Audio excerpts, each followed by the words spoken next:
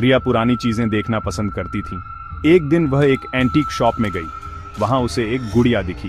गुड़िया बहुत सुंदर थी, लेकिन उसकी आंखें डरावनी थीं। रिया ने सोचा, ये गुड़िया मेरे कलेक्शन के लिए परफेक्ट रहेगी। उसने दुकानदार से गुड़िया खरीद ली। घर पहुंचकर रिया ने गुड़िया को अपने बेडरूम में रखा। उसे गुड़िया को देखकर अजीब सा डर लग रहा था। उसने खुद को समझाया, यह सिर्फ एक गुड़िया है, इससे डरने की क्या जरूरत है। रात को रिया सोने गई।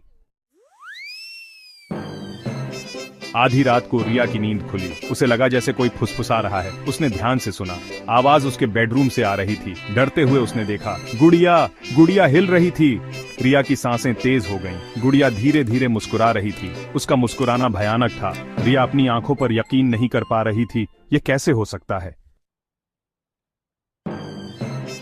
सुबह होते ही रिया ने फैसला कर लिया, वह इस गुड़िया को अपने पास नहीं रख सकती। उसने गुड़िया को एक डिब्बे में बंद किया और कूड़ेदान में फेंक दिया। अब यह गुड़िया मुझे परेशान नहीं करेगी, उसने सोचा।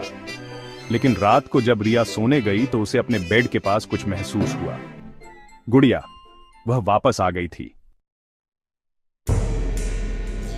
इस बार गुड़िया और भी डरावनी लग रही थी। उसकी आंखों से खून बह रहा था। उसके होंठ हिल रहे थे।